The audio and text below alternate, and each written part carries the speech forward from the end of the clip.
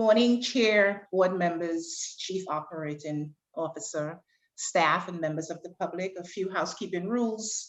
As you know, in order to minimize background interference and as a courtesy to your colleagues, please silence all cell phones and other electronic devices and leave your microphones on mute unless you're speaking so that the meeting can proceed efficiently and without interference. I'll take a formal roll call as this is a remote meeting. Chair Russ. Present. Vice Chair Gonzalez. Present. Member Adams. Present. Member Austin. Present. Member Gavin. Present. Member Wolf. Present. Chief Operating Officer Sherrod. Present. Thank you. Chair, there are no members of the public who registered as required in order to provide public comments. As such, we will proceed with the regular calendar. The first order of business is to adopt the minutes of the regular meeting that was held on Wednesday, December 29th, 2021. Do I have a motion? So moved, Gavin. Okay, name, I need one name. Austin. Thank you. Seconded by? Gavin. Thank you. All in favor? Aye. Aye. And none opposed. Thank you so much. We will now proceed with the reports section of the calendar. But before we begin with the official reports, Chair, do you wish to provide any opening remarks? Thank you very much, and I will do a few. First, I'm delighted to be here for the new year and look forward to a year that I hope gives us all an opportunity to get out and about in a fuller and more fulsome way. I want to primarily focus on thinking about, just briefly, that NYCHA is really at a point where we have an opportunity both to transform the delivery of services at the site level. I'm going to introduce Daniel Sherrod in a minute. He's our new Chief Operating Officer. And then also to pursue the capital work that you've heard me talk about so many times. I think what I'd like to do, though, rather than spend a lot of time going through that laundry list, is do a couple of introductions. And I want to start by way of welcoming our new board member. Emma is just, I'm so thrilled that she's on the board. She was the chief of staff for the mayor. She's currently got a wonderful background in government and civic service and is now working at Barnard College, her alma mater, actually, as the first senior advisor to the president. So Emma, if you, I can't, whenever I worked with her, it was just great. This is an individual who brings a lot of commitment and brings a sense of how to deal with problems to our board. And I appreciated when we were working together, city to housing authority, those interactions were just great. So Emma, if you wanted to say a couple of words by introduction, please go ahead. Hi, everybody. I'm just honored to join you all. And Greg, thank you so much for the kind words. I hope this goes without saying, but I will say I just think the world of your leadership and vision. And I really believe that what you all are doing as the leadership and staff of NYCHA and as the board of NYCHA is, not to overuse the word that everyone has to use all the time, but actually truly transformative for the residents. And so I'm just very, very honored to be with this esteemed group and joining you in this really, really important mission. So thank you so much. Thank you. The second person I want to introduce, this is a gentleman I've known for some time, and we have him under the most interesting set of circumstances. He's on detail to us from HUD. He's probably, I shouldn't say this out, he's one of the best HUD employees I've ever worked with and one of the best people I've had a chance to work with. Daniel Sherrod is now the Chief Operating Officer. I have appreciated Sherrod's support and efforts. He's been with HUD's team since the inception of the agreement in 2019, the HUD agreement. He's worked on the HUD side, and he's actually worked in our side in a way because by virtue of his knowledge on the HUD side, he's actually helped us in a number of areas, including issues related to CCOP and other things as well. So he's come on now as our Chief Operating Officer to help us build capacity and strength. And I just wanted him to say a few words about himself, and I won't press him to do any reports till he's been here for at least a few weeks. So Sherrod, go ahead, please introduce yourself. Well, good morning, everyone. I'm Daniel Sherrod. You can call me Sherrod. I am happy to be on the other side of this transformation project to help NYCHA be the best property management agent and the best housing authority that it can be. I'm here to help the residents, and just to help shepherd NYCHA through this pivotal moment in its history. So I'm available. So whenever you want to talk, just let me know. Thank you, sir. And I'm Good going morning. to, Yeah. good morning. Good morning to Mr. Sherrod and welcome. And Ms. Wolf, I've met you a few times under social circumstances. Hello again. Glad to be here. Glad you're on board. Thank you, sir. Thanks, Joe. And that's, I'm going to wrap up my remarks so we can get into the reports and get into the discussion around those reports and then get into the meeting. So thanks, everybody. And it's really a pleasure to be here for our first meeting. Thank you. Great, thank you, Chair. Welcome again, Member Wolf and COO Sherrod. We'll begin with actual moving a report into the record that was previously provided to the board. So the Senior Director for Office of Mold and Assessment and Remediation will move one report into the record. Elena.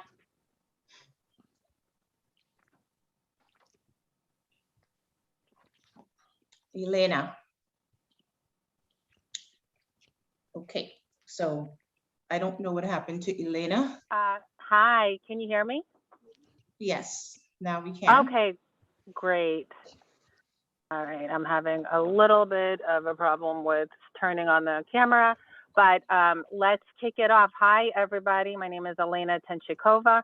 I'm the Senior Director for Office of Mold Assessment and Remediation, and I'm here to talk about the temporary suspension report on mold and ventilation related contracts. Next slide, please. Or should I project mine? Elena, okay. Elena, the report was already provided to the board, so you simply need to make the motion. You're moving for the temporary suspension report on mold and ventilation relating contracts, change orders, and contract capacity increases to be incorporated into and made a part of the record, correct? Correct. If there are any questions, are there any questions by the board members that Elena is here to respond to? Any questions in this report? I only want to call attention to the other board members to take a look at the report. There are two places in the report that I think are very significant. One is the number of cleanings, the vent cleanings that have been achieved. And the second is the installation and retention of the working fans. These are great numbers in the face of a lot of difficulty. I know, Elena, when we started, getting this launched was one of the hardest launches we've had for a lot of different reasons. But I just wanted to share with the other board members that there is information on what's been accomplished, and it's pretty significant. So other than that, I don't have any other comments on the report. Terrific. No Thank you, Chair.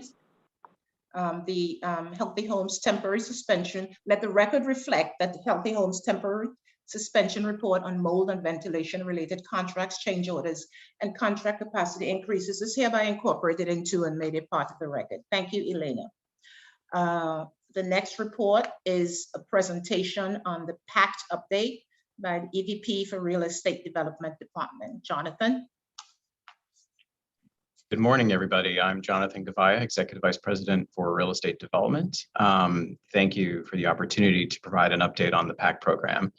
Can you please advance to slide 3? Thank you. Back one, sorry. Perfect, thank you. So we're actually making great progress with PACT, both in terms of the number and the quality of the program that we have put forth here. So what we see on this first slide is the number of units that are currently in some stage of the program. The dots in blue, or you can also see it on the table in blue, that's everything that has already been converted and is under management with our PACT partners. So this is everything that has been closed in terms of the financial transaction, that is under construction, or construction is complete. So this goes back to Ocean Bay, which was the very first deal from 2016, up until the 3 deals that we closed just at the tail end of last year, which I'll get into a little bit more detail. So that represents 56 developments, over 14,000 units, and about $3.2 billion worth of capital repairs that are underway with just that cohort of projects. We also have another 77 developments, or another 20,000, almost 21,000 units that are in some stage of the planning and resident engagement stage, which will represent another $3.8 billion worth of repairs. And I'm going to go into detail into what that means. But I wanted to just sort of touch on some of the improvements that we've been making to the program to really strengthen both, again, the end result and the quality of the product that we're delivering to residents, but also the resident experience.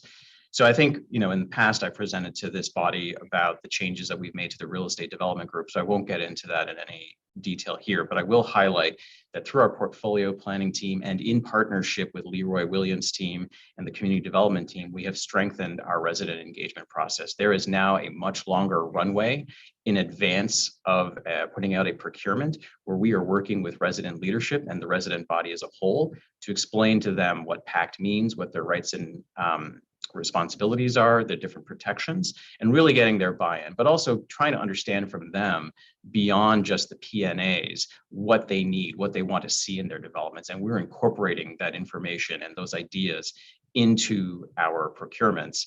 And then what we're doing is, and I'm also going to get into this in a lot more detail as we get into some of the future slides, we now have residents who sit on our review committees, and they are actually making the selections with us, in partnership with us. So we have a very different process here, and I think we're going to see projects going forward that are going to be a little bit smoother than some of the earlier ones. The other piece that we're really focused on is quality construction and ongoing asset management and oversight. So I think you all know we have a design and construction team. So a lot of the newer projects have benefited as part of this early exploration phase that I mentioned. The design and construction team within the real estate group is working very closely to understand what the scope should be beyond just what is listed in the PNAs. And also it then serves up an opportunity for us to really negotiate and to really critique the different responses that we get through our procurements to ensure that we are getting what we actually want in terms of scopes of work. That means construction process, that means construction materials, et cetera. And then once we've closed a deal, the design and construction team, in partnership with our compliance teams and other members of the NYCHA family, then ensure that the construction is occurring pursuant to our scopes, our lead requirements, our mold requirements, et cetera. And then we've also, as you know, stood up an asset management team within the real estate group, and they're looking at financial performance, they're looking at other operational performance metrics. So all of these different pieces have been put into place and really support the expanded growth of the PACT program. Next slide, please. So with round 8, this was one of the first projects that really benefited from this expanded structure that I've mentioned around community engagement, resident engagement, design and construction involvement, and asset management. We closed 3 projects that are part of round 8 at the tail end of last year. 3 closed on the same day. It was December 27th. It was quite a rush to the end of the year. But that was the Boulevard, Fiorentino Plaza, Belmont Sutter area project, the Linden, Pennsylvania Avenue and Wortman Avenue project, and the Williamsburg project. So those 3 closed in December. we expect to close Harlem River and Audubon, Bethune, and Marshall in the coming weeks. So we will see the Harlem River project close probably mid-February, and then the other 3 sites, which comprise one project, which is again Audubon, Bethune, and Marshall, they will close a few weeks after that. So all of round 8 will be closed. That'll address about 6,400 units, about $1.2 billion of investment, and 11 developments in total within those 5 projects that I mentioned. Also worth noting, with respect to the HUD agreement and lead in particular, Harlem River and Williamsburg were specifically noted in our agreement. And so through these investments and through these projects, those lead issues are going to be addressed through this process. Next slide, please. So just a slide here that shows some of the improvements that are coming to Williamsburg, to Linden, Penn, Wortman, and to Boulevard. You can see, we've really been pushing the development teams to raise the bar with every one of these projects that we're doing. And you can see, we're going to have fantastic kitchens and bathrooms at Williamsburg. They're really, it's actually a historic site. And so they're paying particular attention to the facades as well and the windows, and they're going to revert to sort of the original style. It's going to be really exciting what they're doing there. Obviously, lead is one of the most important pieces of that particular project, but I think it's also going to be a very stunning development for folks. And I think the residents are going to be very excited. Next slide, please. All right, so round 9, we just designated development teams at the end of last year. So this is a combination of Edenwald, Frederick Samuel Apartments, and then the Reed Apartments and Park Rock consolidation. So here we've got another 4,400 units, another almost just over $1 billion worth of investment or P&A need, and it's another 17 developments. And we expect that renovations will begin in 2023. Worth noting here is that this was the first one where we really had residents sitting at the table with us, making selections, and really informing the selection of the development teams. Next slide, please. Fulton and Elliott Chelsea. So this, I think a lot of you know, this goes back. There was a long working group process that went on for 2 years, starting in 2019. We put out a procurement in earlier last year, and then we made a selection at the tail end of last year. So this is a joint venture between Essence Development and Related. And again, coming out of that working group process, we had intentionally included residents on our selection committee. So we have great resident involvement, and we have strong support for this particular team. In fact, they want renovations to begin, ASAP. We still have some pre-development work that has to happen, but they are eager to have it start happening as soon as possible. So this is another 2,000 units, about $366 million of P&A will be addressed. And there's 4 developments between the Fulton, Chelsea Addition, and Elliott developments. And again, renovations are expected to begin in 2023, if not sooner. Again, the tenant leadership wants it to start sooner, so we're trying to find ways to potentially compress some of the timelines. Next slide, please. And you can see here, this is just a snapshot of some of the great press we got at the tail end of last year. This is all related to, the first one is Edenwald. The first 2 at the top of the slide are Edenwald. The bottom relates to the Frederick Samuel Apartments. And then the bottom corner is a snapshot of the Fulton Working Group. And we got a lot of great press at the end of last year around the resident involvement piece. You can see the Tenant Association President Walter McNeil from Edenwald. He was on camera. Diana Blackwell spoke very positively about her experiences with Frederick Samuels. And then what's not shown here is the TA presidents from Fulton also spoke very highly of their engagement and their anticipation of the program. Next slide, please. All right, so round 10, we had put out this procurement earlier last year. We are now in the process of reviewing responses. This is another 3,600 units, almost another $700 million worth of P&A will be addressed through this particular project. And you can see here, it's Ocean Hill and Stuyvesant Gardens, Sac Wern and Classen Point Gardens, Union Avenue Consolidated, and Wilson Consolidated. So we're very excited about making some announcements in the coming weeks on this particular project. And again, residents are sitting at the table with us and are going to make these selections with us. Next slide, please. All right, round 11. So here we have Boston Secor, Boston Road Plaza, and Middletown Plaza, Jackie Robinson, Harlem Scattered Sites, Manhattanville, Murphy Private, and Northwest Bronx Scattered Sites. So another almost 6,000 units, almost $1 billion worth of P&A will be addressed in 28 developments. Here we have responses, or rather we have a procurement that's at, and we expect responses back on February 14th. So that will begin the review process and we'll make a selection later this year. And the next slide. So the last procurement that we issued last year was actually put out on December 22nd, which is another 3,100 units, about $511 million worth of P&A will be addressed. And you can see here, we've got East Chester Gardens, Warren East 152nd Street, Cortland Avenue, Wrangell, and West Brighton as part of this particular project. So again, that particular procurement just went out, and we will be getting responses back in the spring, and then go through this process again with our residents to really make sure that they are happy with the selections. And so that is the review. That is the update on PACT. I think, again, we're making great progress in terms of numbers. Again, it's a total of 35,000 units that are in some stage of the process. We're actually already planning for round 13 and beyond. So technically, we're actually beyond 35, but the ones that are announced and have resident engagement and are part of a formal process sums to 35,000 units right now. So thanks so much. I'll take any questions. For me, first, the statement. First of all, it's been a great improvement by far as to the communications and the involvement of the residents in the process from phase one. As you stated, there was some growing pains in the beginning when the process first began, but it seems apparent now that you've addressed most of those concerns that the earlier developments went through. Just one question that I have now.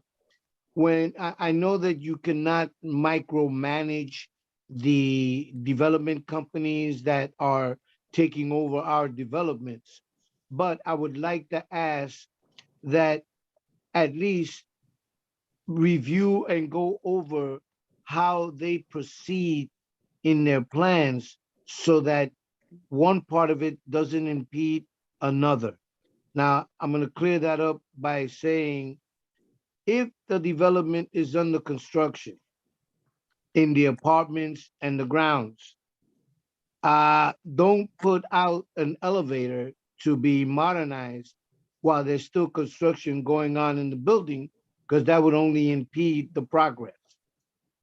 So the elevator should be done after all the construction within the building itself is done.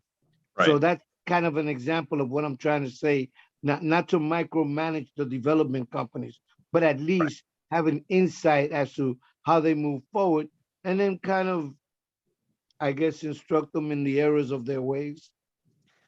Okay? Right. Well, thank you for the comment, Vice Chair. And I will say, I sort of gave a quick overview of the design and construction responsibilities, just because in the interest of time. But I will say, in part from working with you and the feedback that you and others have provided, one of the things that the design and construction team does is actually spend more time on the ground now. So we are inserting ourselves and actually requiring weekly meetings with TA leadership, and we are present in those meetings. We have people now working out of developments, at least one day a week. Some folks, as you know, have been up to Wise Towers every Wednesday for a number of months now. We have the same thing at other sites. And so, again, I agree, we don't want to micromanage, but we are making sure that we're on the ground so that both the development teams know we're there, but also so residents know we're there. If they feel like something's not getting through, they can come to us as well. And kudos to you and your team and everybody involved. Thank you. Okay. Hello. Good morning, Adams. Hello. Good morning. Okay. So in your presentation, I saw the part where the residents were engaged in meetings. And as a fellow board member stated about the growing pains, but in these presentations, could the issue of where the transactional business part, where residents are getting help with the issues that might keep them from not coming back to these apartments, I mean, just touch on it because it is there. And, Yeah. And just about every development, except for a few, there have been, numbers of people who, for whatever various reasons, they did not do what they needed to do. It's not the agency's fault, but just when you have something visual like this, people can connect to it. It holds Right. their attention as opposed to something they're reading in paper, at least for me as well. But I'm saying that just to touch that, there's assistance with other the issues that residents might be, encountered that they need to take care of, like rent or occupancy issues, reporting people. Just touch on it, and especially in a presentation like this. And I know that that's being done and is being discussed, and but to see it and have it be enforced on a presentation like this would be very helpful as well. Absolutely. You say that you're on the ground in the area Wise Towers. So I just happened to have a conversation with one of the people that the private management are using, which is the provider of the vendor called Bath Fitters. And one time when I was having a chat and I got him a cup of coffee, he started talking. And he said, I see these things, they look nice and the aesthetics of the apartment look very nice. He said, I don't really think that this can stand up to the day-to-day pounding that public housing will, be able to take. Now, he was just giving me his opinion. I didn't ask. He said, and he peeled it back the stuff and he said, this is more so for like, a college or a yuppie kid coming home, then going out for drinks and coming home and crashing the bed. Not for the day-to-day pounding with kids and people that's home.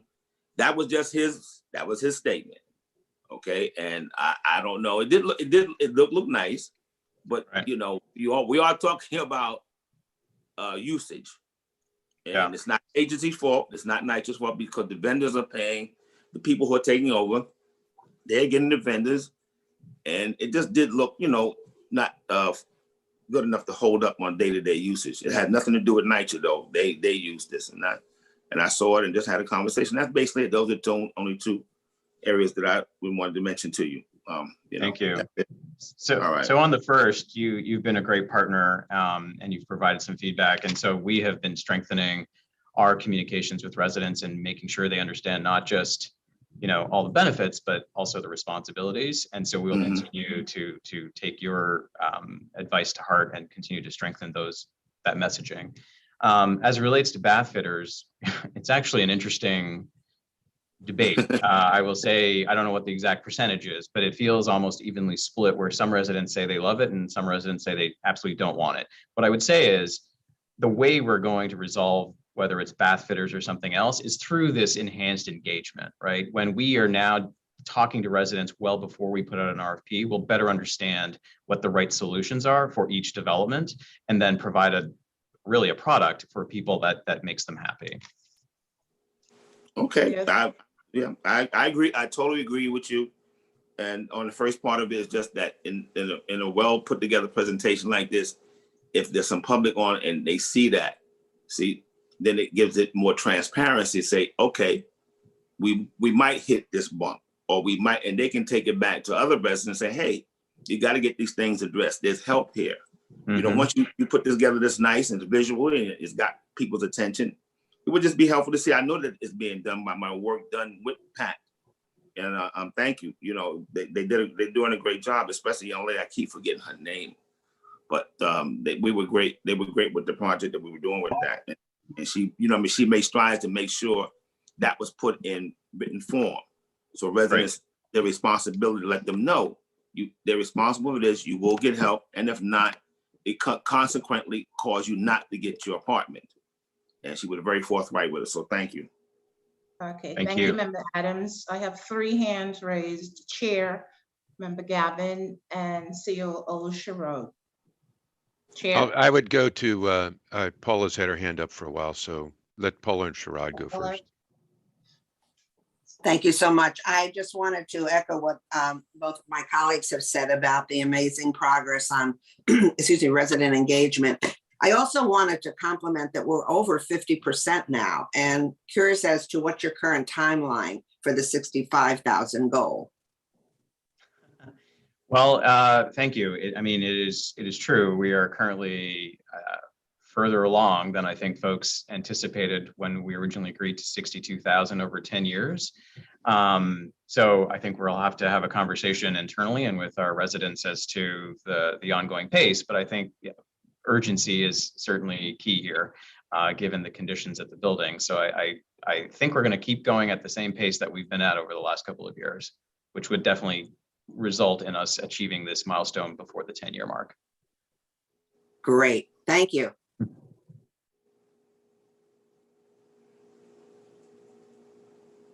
Sherrod, go ahead, please. Oh, okay. To board member Adams' question about bath fitters, we've used I've used bath fitters a lot, and it depends on how it's installed.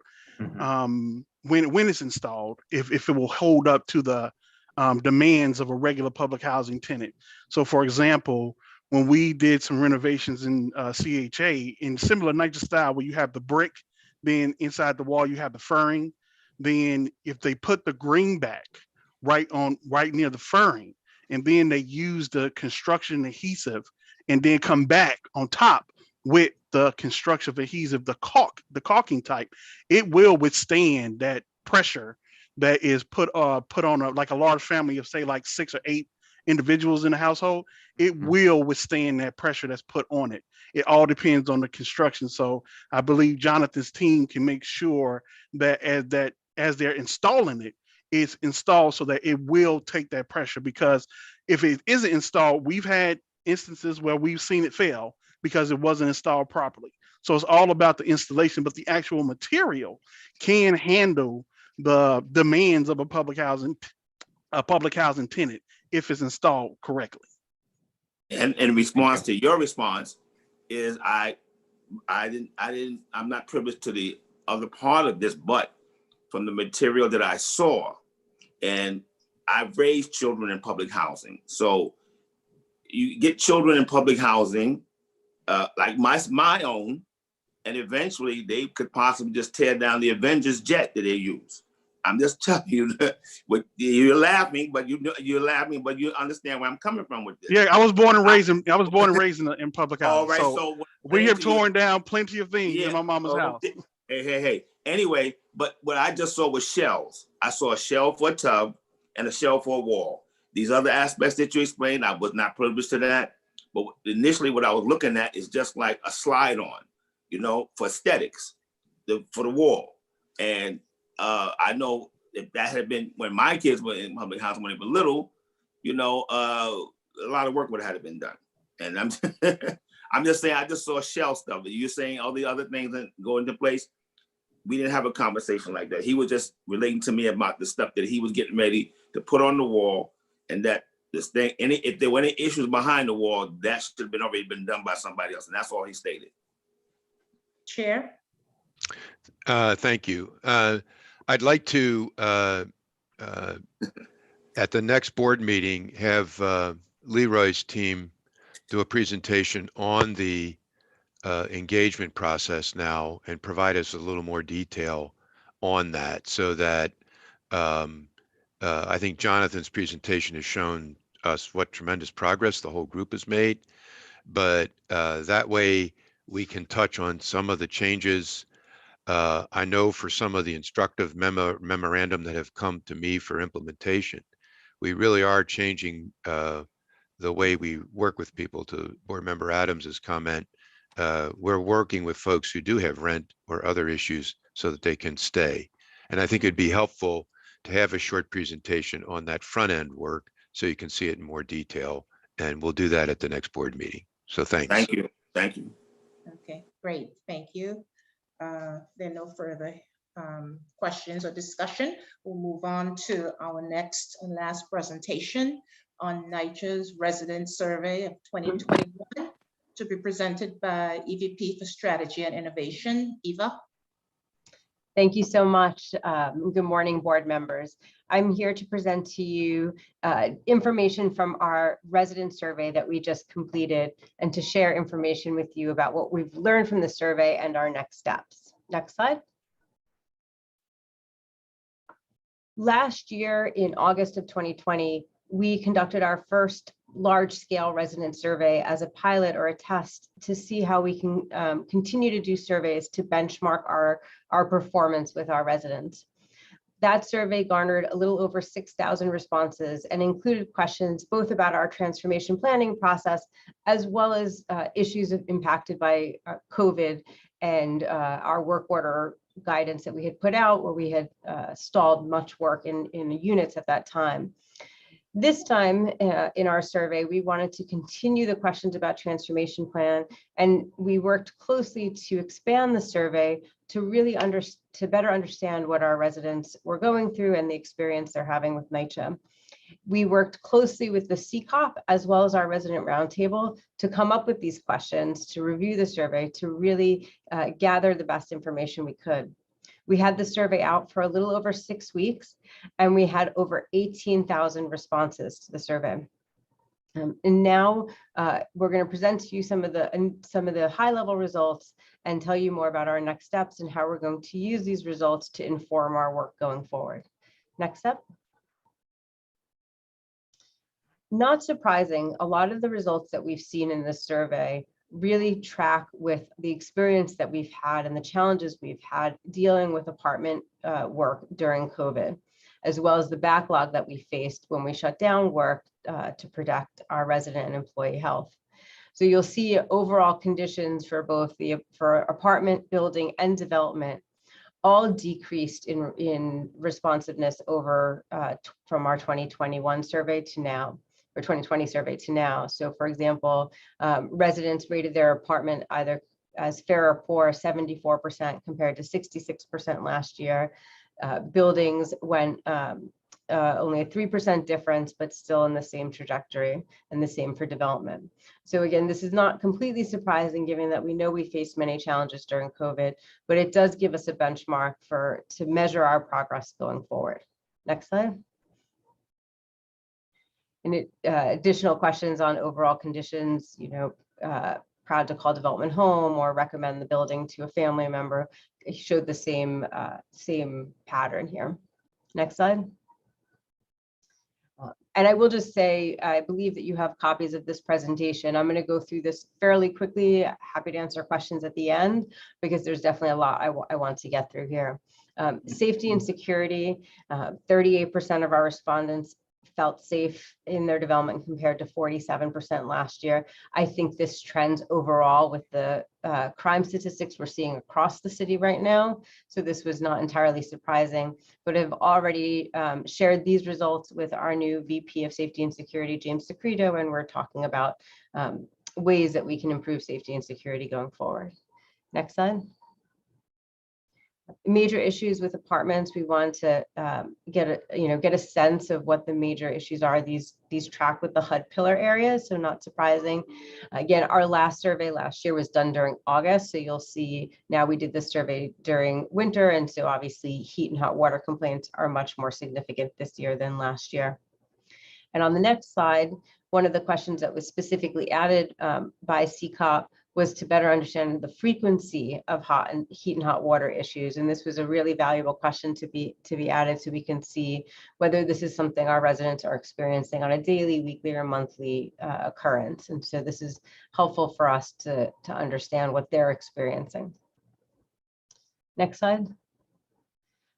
Looking at the repair process, we asked residents to rate us on the overall process for repairs. And again, seeing the challenges that we have with our backlog, not surprising that 83% of our respondents rated us as fair or poor compared to 78% last year. One interesting thing that we've seen is we're always tracking the willingness of our residents to allow work to be performed when they're not at home. It's not a practice that we currently use, but we're interested in gathering that sense and behavior of our residents. Last year it was at 7%, this year it's at 11%, maybe recognizing the need that the repairs really can't wait, and taking time off of work is really difficult right now. So this is something we're going to continue to track over time. And then also given COVID and all of the new chemicals that we're using to clean our buildings and to sanitize our buildings, we asked whether NYCHA cares about, whether residents believe NYCHA cares about chemical safety and environmental health and safety. And this was also a question added by CCOP. And it was really helpful for us to understand. We've done a lot to try to communicate about the chemicals that we're using in the sanitizing process. So we wanted to make sure residents, we were checking in on whether residents recognize that or not. Next slide. We asked about the annual review recertification process. I will admit this was a little bit disappointing since we did roll out an entirely new annual review process last year as part of one of our very early transformation plan projects, where we updated all of the screens involved in the process to make them more user-friendly, to allow you to save progress. So it shows that we still have a lot more work to do to educate our residents on how the annual review process works, how to work through the process more efficiently, and make sure that this really is changing in a way that benefits our residents, because right now only 54% rated the process rated the process as fair and poor. So we want to definitely get those numbers up through additional education and training. Next slide. Customer service and professionalism. Customer service is a core tenet of our transformation plan, and unfortunately the residents have rated us as 67% fair or poor as customer service in our management office, and 53% for our maintenance and repair staff. So this is information that now I think we really need to use as a mandate to put our staff back through customer service training, enhance that training in some way in order to improve that customer service for our residents. One area that we're looking at is actually having our resident roundtable members go through the customer service training as well, and then give us feedback on that training, so that we can better improve the training to really meet the needs of residents.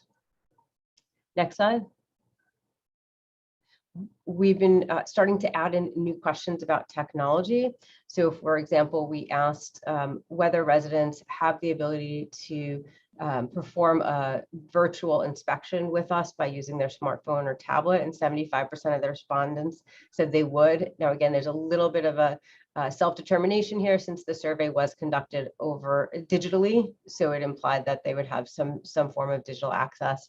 And we also checked in on the use of the My NYCHA app, which was only respondents only said 50% of the respondents said they were using the My NYCHA app for making repair requests, and we definitely want to increase that usage. So this has also given us direction to start expanding how we think about the My NYCHA app and education around that. Next slide. In addition, as you may know, we've been working with the city on broadband efforts. So we wanted to check in with our residents on their access to broadband, again, because they are filling out this survey through a digital format. There is some self-determination there, but 81% of our respondents even said they have access to broadband in their home. So even with that, not 100% of the people filling out this survey were doing it with broadband in their home. So it led to other, maybe they were doing it in the property management offices or with a family member. And the number one reason for not having broadband in their apartment was listed as affordability. So we are working right now to actually hire a digital inclusion manager within my team to focus on broadband efforts, and we'll definitely be using this data to inform that work. Next slide. We also want to check on translation issues and accessibility with our residents.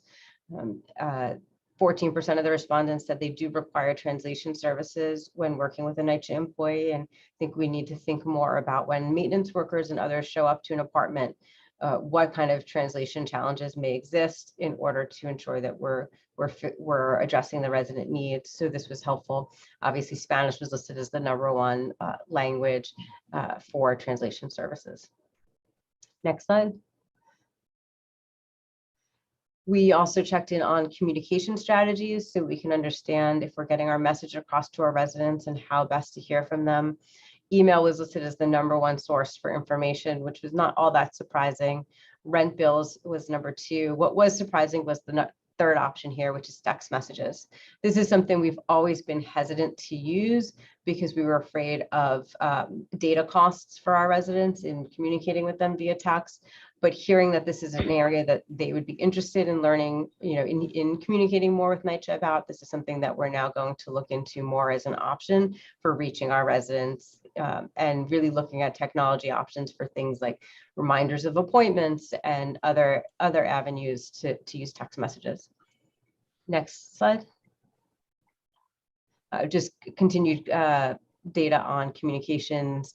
One thing that we also realized in this year's survey is that we were asking all about how they want to hear from us and how we communicate to them. And next year, I think we want to add some communication questions about how they communicate back to us. How do they like to submit repair requests? How do they flag problems and things like that? So we're already starting to think about next year's survey based on the data that we're getting this year. Next slide. We have a lot of a lot of information to continue to go through from just a general question that we asked about how we can do better on communication in different areas. So we received over 10,000 responses on this. So we're continuing to go through it, but you can see we kind of tried to bucket where the biggest issue lies. And not surprisingly, it's in our core issue of just getting to repairs and work tickets. Next slide. So the next set of questions are, I think, some of the most fascinating information about the survey, because it's really the first time we've ever addressed this issue in a survey of our residents. This was all vetted with the CCOP and the resident roundtable, but we asked about residents' participation and engagement with resident association leaders and resident associations. And we definitely plan to be sitting with resident engagement to talk more about this. But as you can see from these results, most residents don't have a direct relationship with their resident leadership or their resident association. In fact, a little over 40% didn't even know they have a resident association at their development. Most have never voted in an election or have attended a resident association meeting.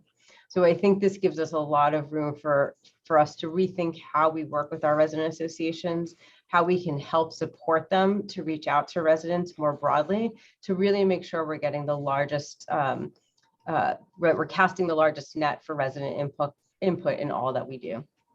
So we'll be working more with resident engagement to improve these numbers going forward. Next slide.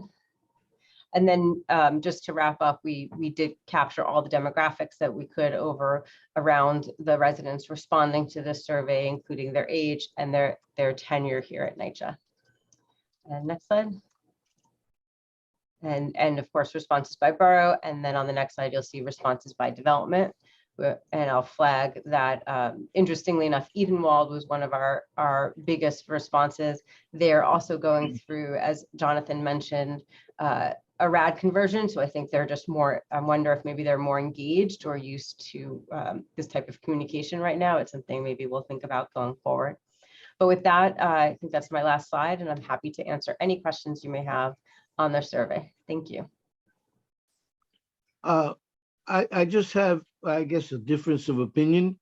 First of all, I think that the survey was a very more accurate than not, as opposed to some of the other surveys I've seen done by NYCHA. I think this was a very good and well put together, and the right questions were asked as opposed to previous issues. But my concern with safety is, I don't think that the safety issue is the rash of criminality that's been happening around the city itself. I think it's more about repairs, especially with the layered access issues where the key fobs are not working and it's not communicating back to whomever it is to tell them, hey, look, I'm the door and I'm broken at this address, which is, I think, the way it was supposed to work. And, you know, the cleaning is, they get different information. There was something in the presentation or something else somewhere where they said, or where they have to go and hire someone to do the everyday cleaning of a building and stair halls, where I feel that, you know, we should have been able to handle that on our own. But again, whatever it takes to get it done, get it done.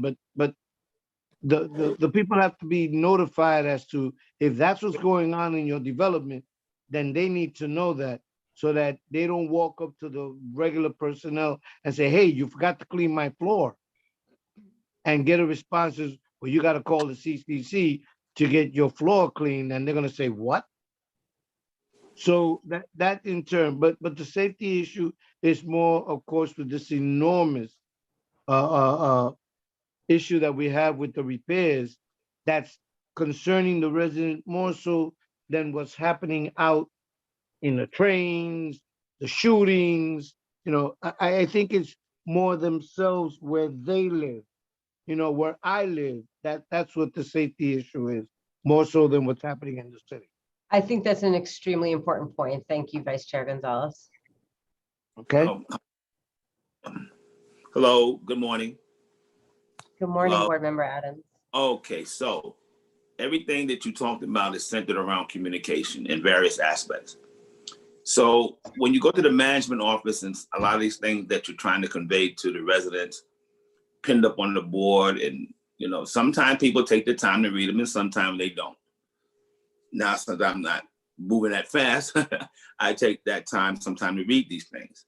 So I noticed that in some of the facilities I go to, they have these giant screens talking about the various aspects and services and things on the screen. So I had a conversation with someone. I said, that must be very expensive to do that. And they said, no. They said the companies that install the screens with the information, we are allowed to do some advertising on there and we pay for it.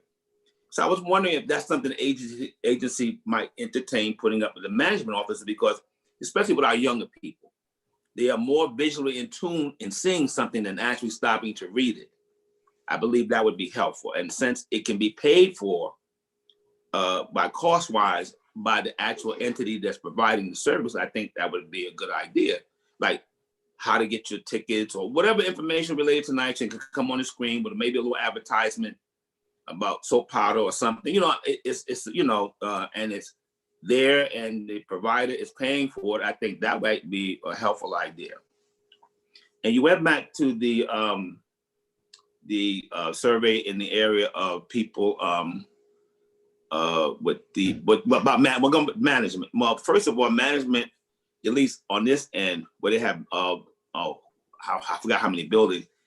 There's a shorter staff, and then the COVID, and then sometimes there's attendance issues with caretakers and stuff like that. So, but over here, they do try to, work with, toothpicks or whatever to make the fire for the services that we get. They have the ability now to do the weekend blitzes occasionally to catch up on the repairs. They're losing good people through attrition. So there's a number of factors why that's not, why it might be some impact there. And also the fact that, I've come from living in very challenging developments to places that's nice, and people are still complaining. And they look at me and come out, what do you do? And I say, well, I'm coming from, from the woods, to Disneyland as far as services and and where I'm living at. But it's just the survey itself is a good way to vent. I saw some comments from some residents about how things were great and it's nice, but there was no indication where the resident, I know you can't put their name, but what developments and areas they're talking about. When I read this thing, I'm saying, wow, everything is just great everywhere, in the comments. And that I said, okay, where are these developments? I said, where is everything? The sample size was small, so I guess you can't get a full impact, but it would have been nice to say somebody would said, well, I have challenges with my elevators periodically, but I think they're trying to fix them. Just something to give a fair assessment on both sides of what you're trying to do is get feedback. It just took me a little back to say everything is just everything is just better. But I guess that's a business perspective. I don't know for purposes of the presentation, but some of the service, a lot of the service have, especially responding, has gotten better. for the most part, but there's still a lot of challenges. Our people using equipment that has issues, tablets and things of that nature, and handheld devices trying to generate information. There's just a lot of things going on where it makes them and to help us, because we're all sociologically and economically connected, and that's basically it. Thank you. Those are all helpful suggestions, and we can Yeah, definitely look at if diving I into could, them. if I could, Eva, I just, what was our sample size on this, Eva? Over 18,000. Okay, residents. and I think that I don't know, there were a few places where it was clear that the conditions in the properties were really called out pretty starkly. Just to and I took a look at those slides pretty carefully. I wanted to ask Joey, though, to Board Member Adams's comment on screens, if you could talk about what we're trying at the Polo Grounds. Sure. Hi, everybody. Joey Koch. I'm Chief of Staff at NYCHA. Polo Grounds does have large screens by the elevators, and they have a rotation of a whole host of announcements, just as you suggested, Mr. Adams. That is a pilot that we are going to be expanding throughout NYCHA. It is costly. We can talk offline about why we are choosing not to have advertising on those displays. There is a reason for it, but I'm happy to discuss that offline with you. But we are going to be installing them throughout various developments. It is a great idea. We have gotten very positive feedback from the residents that they really like the screens and that it's been very, very helpful. So that is something that we will be doing. Thanks, everyone. Yeah, and man, Ms. Koch, because when I go in there and I see a TV screen, I'm like a little kid. I stop and I look and I listen, as opposed to going to see something that I don't have my glasses on, or, you know, and I look and I see somebody up there talking about something, and, you know, you got me from there, like most people, but that's good to hear. Thank you. Okay, great. COO Sherrod. COO Sherrod. Yeah, I'm sorry, my mouse wasn't working. It's okay. To Vice Chair Gonzalez and Board Member Smith, Board Member Adams, one of the things that I'm listening from both of you all and the survey is that NYCHA, we have to fundamentally improve the way we interact with our residents. And I had the opportunity yesterday at Bronx River Houses to see firsthand the frustration of a tenant with a simple rent problem. She didn't understand her the rent statement. So she had one statement from December, one statement from January, and she could not reconcile how her rent went up, the amount due that she went up. So I literally stood in the lobby, folded the sheet over, and showed her how it went up. Thank you, Sherrod. Mr. Sherrod, I really appreciate that. Now, she doesn't know who I am. She just know that, you know, I work for NYCHA and I was able to help her. But what I also saw was the team member didn't feel as if they had the power to solve her problem. And after I spoke with that team member, I assured them, like, you actually do have the power and you are empowered to actually help the resident. You know the problem that the resident was having. She was dealing with an air conditioner charge. You remembered the conversation.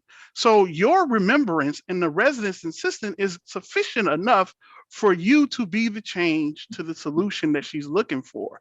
So our culture change that we have to do is improving that relationship between the property management staff and the residents by making sure the property management staff understand that they are actually empowered to help the residents, and whatever barrier they believe that they have, all they got to do is say something to somebody and we will figure out a way to remove that barrier. So once that happened, I saw that same staff member literally change the way he interacted with the next tenant. So I think once we fix that, we will be seeing the positive results in these surveys, and you all will hear it anecdotally that, hey, my property manager, my development clerk really understands my problem because they took the time to listen and they act on it. And I know the team members feel like they got 1,000 things coming at them from every different direction. But when I had that team member slow down and make his focus that customer in front of them, the resident was satisfied with what she got from that team member. So I'm hearing what you two are saying and listening to the survey, and the root cause is what we're going to be trying to address in these coming days. Thank you, Mr. Sherrod. So Thank you. I cannot agree with you more, but I will tell you this. I've been in NYCHA for quite some time. I would figure about a little over 50 years. And I remember back in the day, the old managers used to walk the development and greet the residents. And everyone knew who the super and the manager were. And there wasn't this, I would love to see that culture come back. But of course, that takes time, patience, and, sometimes we're met with colorful metaphors, and it becomes very difficult to try and quell the issue. But I think if you listen to what they're saying and not how they're saying it, that may also help the management team deal with the issues with the residents. okay. And mhm. Member Adams? Yeah, Mr. Sherrod. So in that one instance, you were able to be there to give this person the help. And in some cases, the team member might, for various reasons, might have been new, or I don't know the circumstances why they weren't initially. And that one particular issue is something that somebody brought up to me as well as myself. The air conditioning charge of $57 for air conditioning that the agency owns, not us. So we can't take these air conditioners with us. So I wasn't able to respond with an answer to them about it, why the charge is there for something we don't own. Electricity. It's for the electricity. The electricity. Yeah, it's a charge for the electricity usage. So no matter who owns it, there's a cost associated with plugging it in. Oh, okay. Yeah, that's permitted under, those kinds of charges are permitted under the HUD rules, and we do charge for the extra electricity that the AC uses, no matter the source of the AC, whether it's an owned or provided. Okay, well, I have some other questions. I'm gonna just submit that in an email to somebody. That's all. Please, But, you can, no problem, Joe, send them through and we'll get it to the right people. Thank Okay. you, thank you. We'll take one more question before we move on to the 19 calendar items. Paula? I just simply wanted to acknowledge that I think the survey is great. And I think even the bad news is helpful news. And, I think Eva was very direct about the declines. What I think, though, is it really emphasizes the transformation plan and the elements of the transformation plan that we're implementing, as well as the engagement of the resident associations and CCOP. So my only comment is not really a question, is that I think this is an opportunity to share these results with residents and talk about the transformation plan. Okay, thank you, Paula. And thank you to Eva and her team, because I think it's amazing work. Member Wolf? Thank you. I'm just seconding what Paula said. I agree with what a lot of what fellow board members have said, but I really think that this will be valuable for the residents to engage on. Well done. Thank you all. And I'll just say to close that I will be working with Department of Communications to ensure that we're making these results transparent to all of our residents and communicating this information more broadly. So we'll be following up on that next. Thank you all. Great, with no further hands raised. Thank you, Eva. And we will proceed with our calendared items. Item 1, Barbara. Hi, good morning. My name is Barbara Brancaccio. I'm the Chief Communications Officer. Item 1, proposal 313843 was released to seek proposals from language for, from language translation interpretation firms and sign language services firms to provide NYCHA with various language services for one or more of the categories of service, including written translations, consecutive and simultaneous interpretations, sign language interpretation services, Braille, and video accessibility talent. Authorization is requested to enter into an IDIQ agreement with Ericsson for written translation services commencing on February 1st, 2022 and continuing through January 31st, 2027, or commencing on such other date as may be determined by the Chief Procurement Officer or the Chief Communications Officer, and continuing for 5 years thereafter, which includes an initial 3-year term and 2 one-year renewal options to be renewed automatically unless the authority at its sole discretion provides written notice of its intent not to renew prior to the expiration of the expiring term. This contract with Ericsson is for $2.5 million. Section 3 hires are approved under new HUD rules. As you know, NYCHA takes steps to ensure limited English proficiency persons may effectively participate and benefit from NYCHA programs and activities in compliance with HUD guidelines. Our language assistance services standard procedure was updated in December 2021, and through that process, and as also indicated by Eva, in our relationship and work with other departments throughout NYCHA, we are able to determine the frequency with which NYCHA staff encounter LEP individuals by examining the data that's provided to us. We understand the relationship that NYCHA has with LEP individuals through our self-service portal translation function, our telephonic interpretation vendor, and our languages services unit.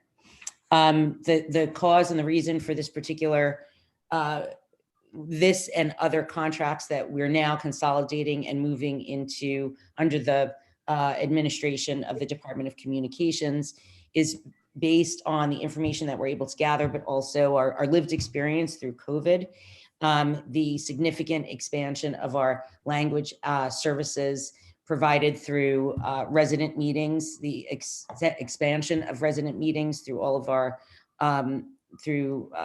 of our resident engagement functions.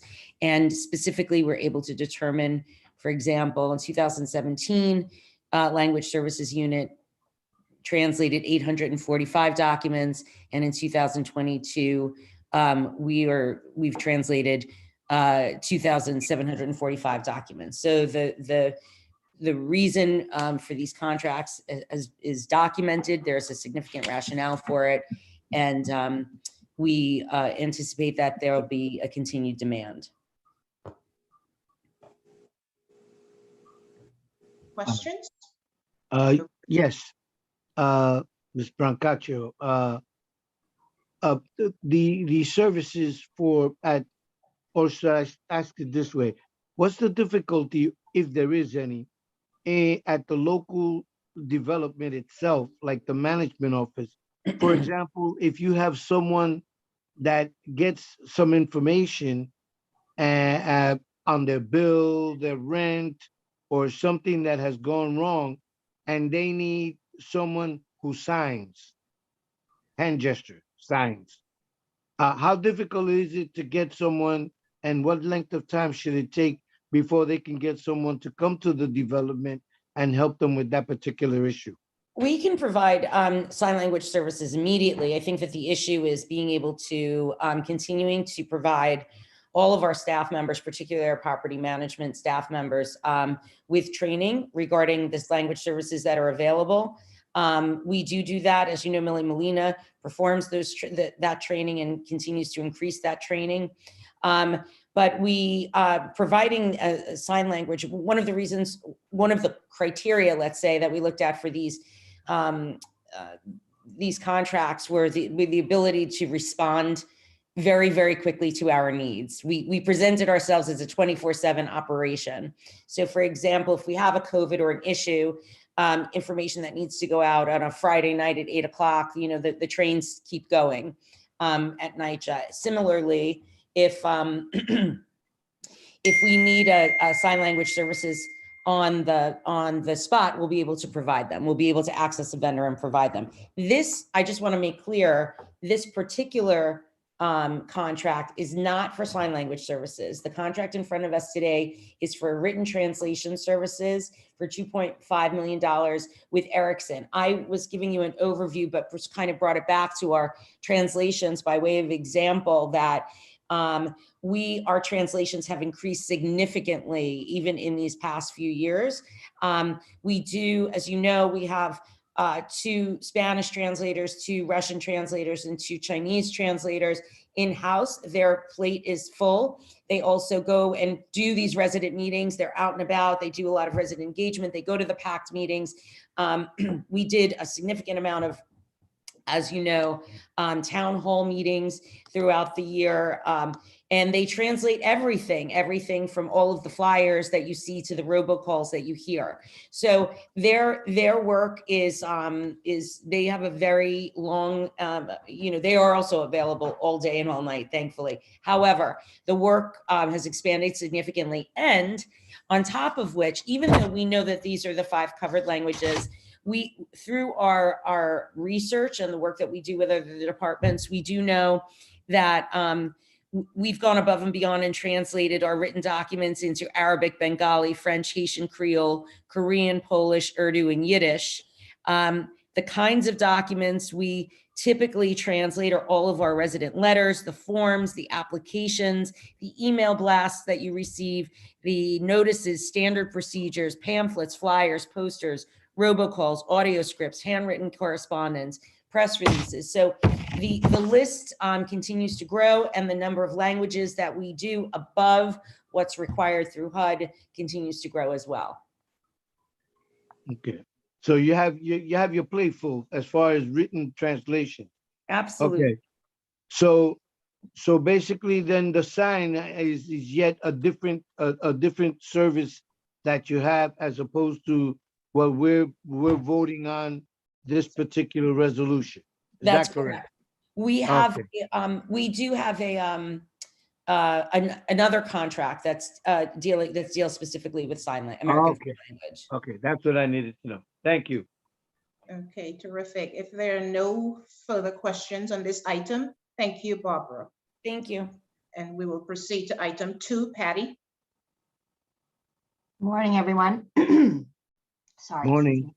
Good morning. My name is Patty Bayross, and I'm the CIO at the New York City Housing Authority. Thanks very much for your time. And I'm presenting item number 2, which is a request to enter into an agreement with T-Mobile for wireless and cellular devices and usage services for the period of February 1st, 2022 through January 31st, 2027.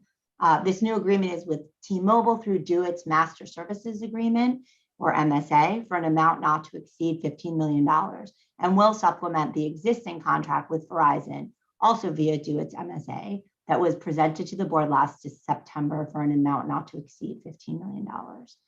Entering into an agreement with T-Mobile allows NYCHA to diversify our options for wireless devices and services and increases our access to more competitive pricing and service coverage between multiple vendor options.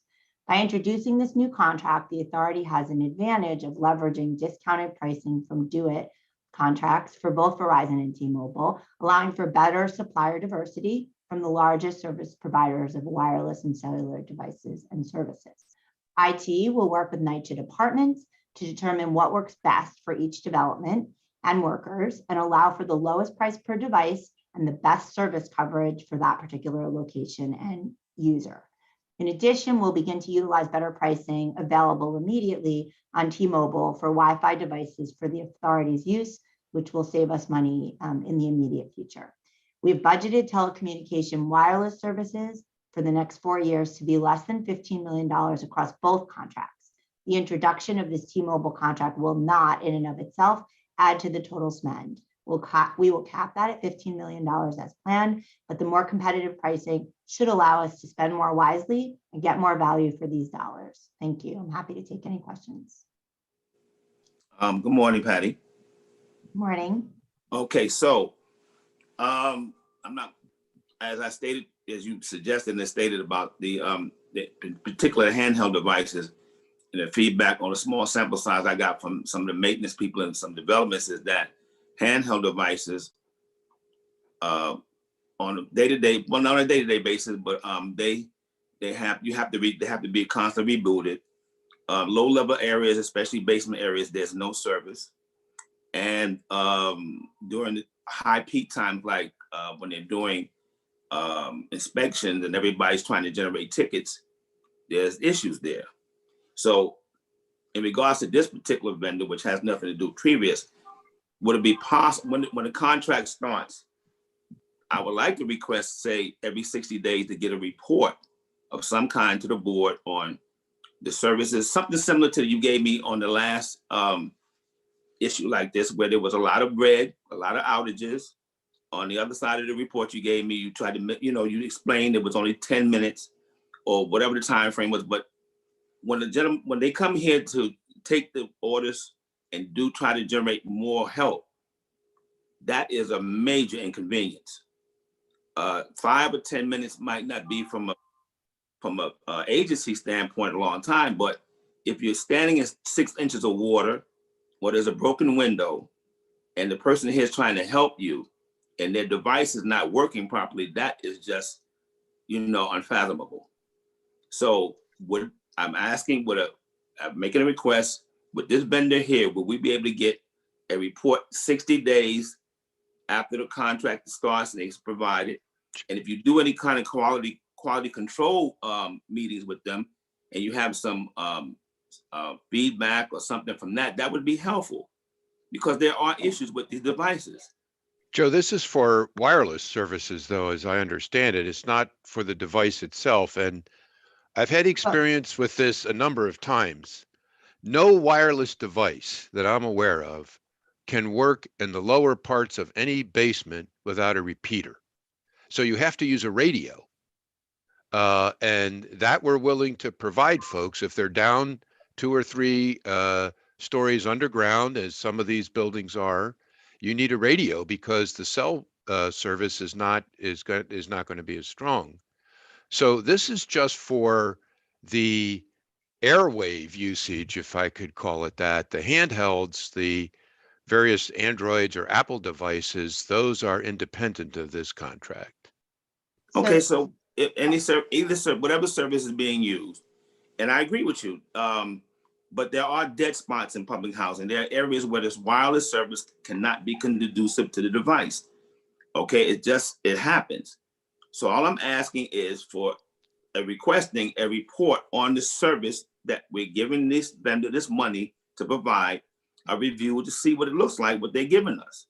And also, if Patty and her people have meetings with them, like quality control or feedback or what they say might be meeting about as far as the service, we privileged to have that type of information, to hand them this type of money.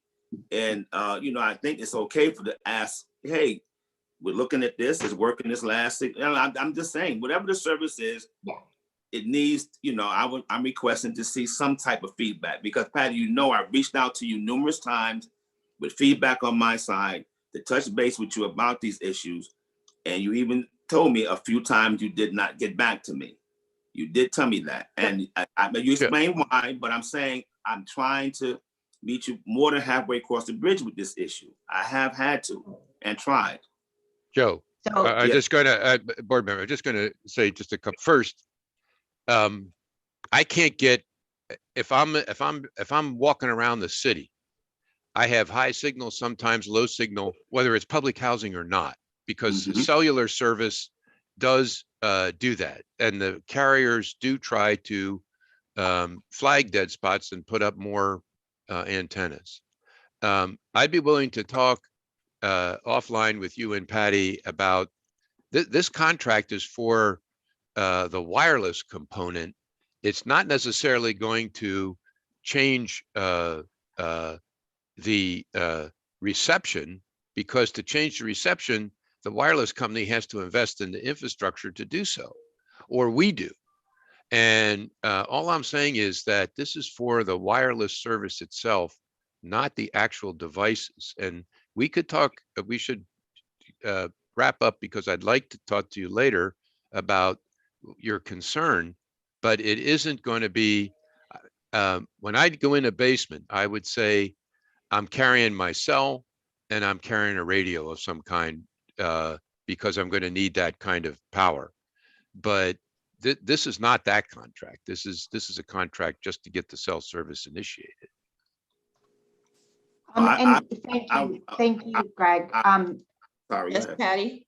Board Member Adams, I just want to add to that just very quickly, and then we can move on. Absolutely, we have meetings with all of our vendors regularly. We meet with Verizon regularly. We meet with T-Mobile regularly as well.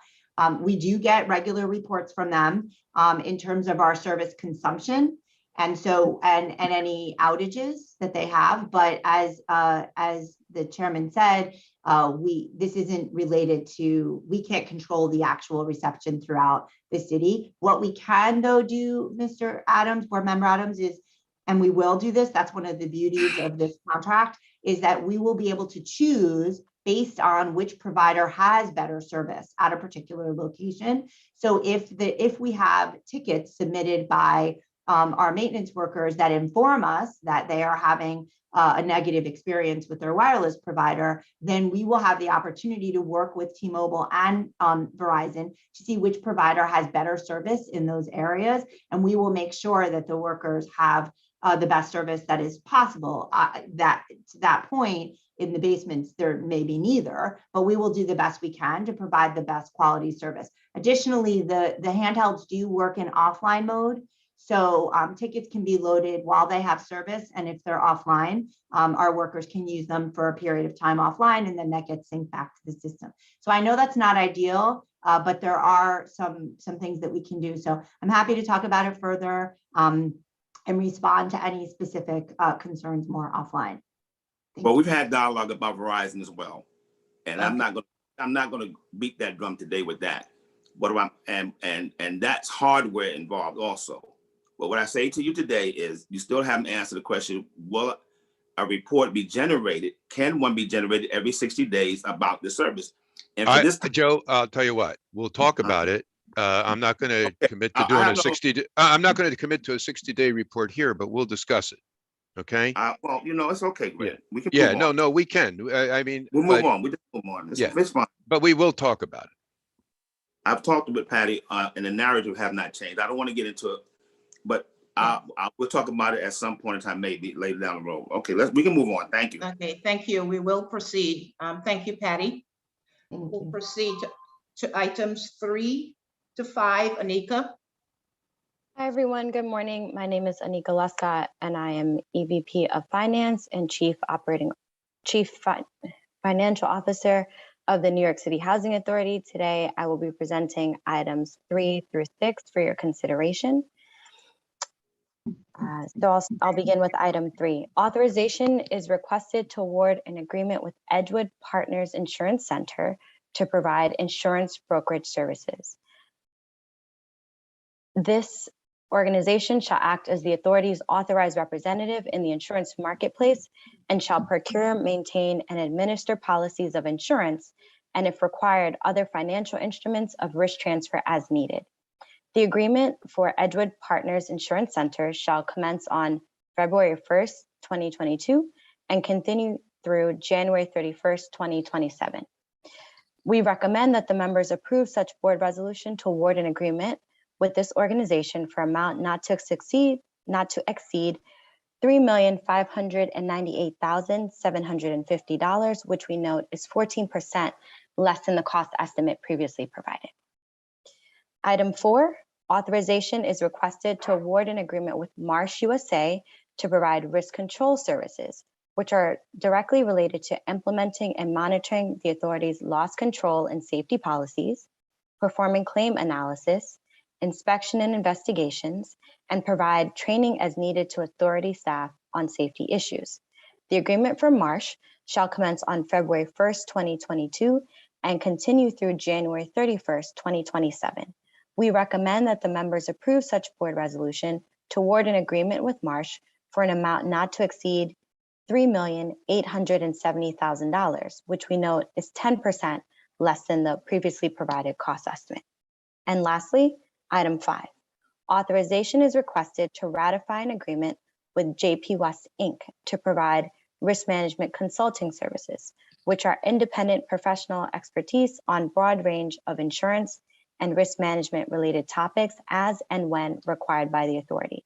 These services also will include oversight of our insurance procurement process and management of the authority's insurance and underwriting policies. The agreement with JP West, Inc. to be ratified commenced on January 1, 2022, and will continue through December 31st, 2027. We recommend that the members approve this board resolution to ratify the agreement for an amount not to exceed $2,256,012, which we note is 14% less than the cost estimate previously provided. I will take any questions on items 3 through 6. And no questions. Thank you very much, Anika. Thank you. We'll proceed to items 6 through 9. Cal? Yes, good morning, everyone. My name is Cal Bruno. I am the Vice President for Operational Analysis and Contract Management. I will be presenting items 6 through 9 for your consideration. Item 6 is requesting to ratify the award of an IDIQ contract to Vic J Industries for the purchase and delivery of wooden cabinets development citywide. These cabinets are installed by our in-house carpenters. This IDIQ has a not to exceed value of $2,975,000 and a minimum guaranteed value of $100,000. This IDIQ provides capacity for the reliable delivery of wooden kitchen cabinets in the event one of our vendors is unable to provide them. A Section 3 hiring plan is not required. Item 7 is requesting authorization to award an IDIQ contract to Big Apple Sign Corporation for the purchase and delivery of wooden kitchen cabinets to development citywide. Once again, these cabinets are installed by our in-house carpenters.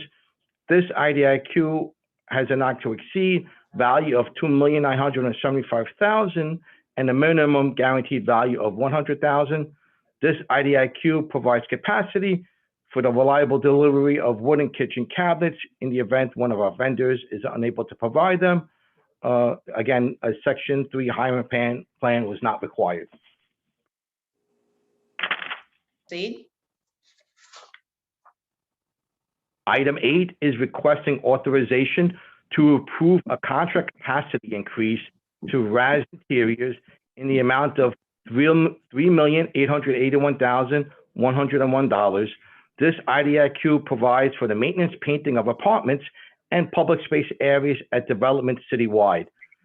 This IDIQ provides for painting of apartments in the event the site-specific contract has been exhausted and the replacement contract has not yet been awarded.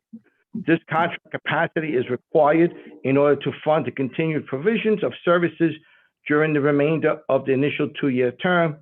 The approved Section 3 hiring plan projects 3 hires.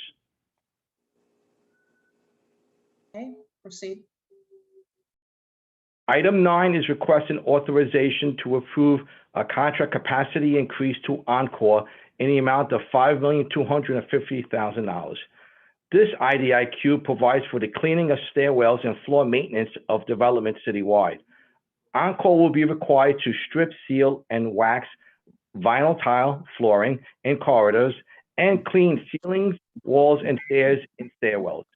In 2021, the authority developed a 4-year plan to paint 25% of the common areas each year, and in conjunction perform floor restoration of our corridor floors. This board resolution will support year 2 of the 4-year plan. This contract capacity increase is required in order to fund the continued provision of services during the remainder of the initial 2-year term. Section 3 hiring plan is approved under HUD new rule labor hours. And I believe we have some pictures that we'll be sharing. Correct. But this first picture is the public hallway at Johnson Houses. If you look at the picture to the left, you can see the ceilings there and a few buildings really need a lot of repair.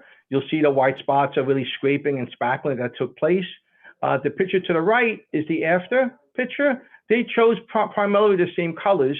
The walls are a little lighter, but you can see that the paint finish looks much different after we applied the painting, in this picture. Next picture. This is the stairwell at Johnson. If you look at the picture at the left, it's the before picture.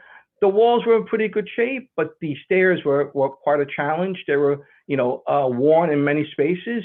And the picture to the right, we did paint wall, ceilings, and floors, but I think you could see the floor looks considerable different with 2 coats of paint and the worn spots filled in.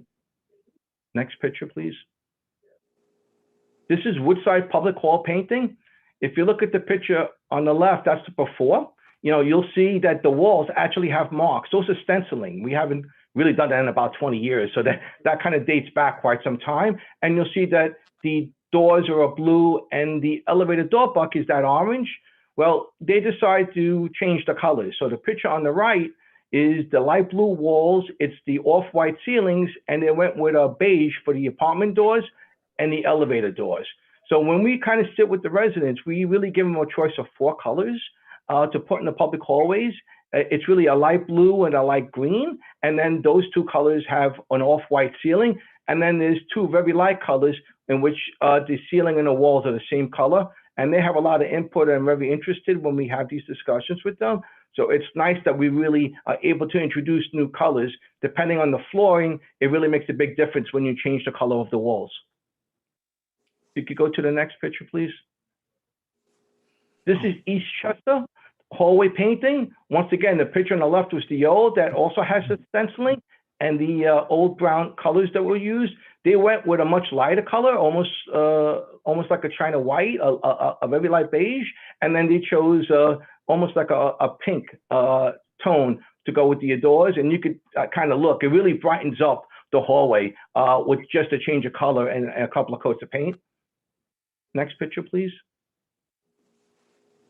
So these were the stairwells at East Chester. So the picture to the left, these stairs are definitely challenging. You can see there's a lot of wear there. Our stairs have a lot of traffic. They're composed of metal in this particular site. Sometimes it's concrete.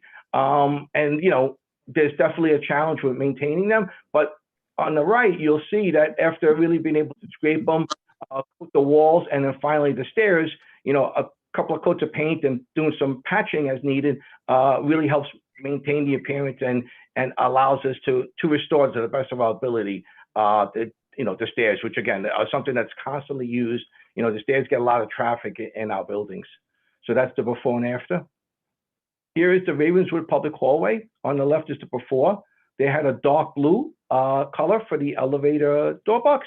They actually had like a lighter blue for the apartment doors, and they had like paint, like a beige paint for the walls and ceilings. And they also went with the blue and the off-white ceilings. On the right, you could see the door in the background is that beige. Now the door buck is that beige, and the walls and the ceilings are blue and an off-white.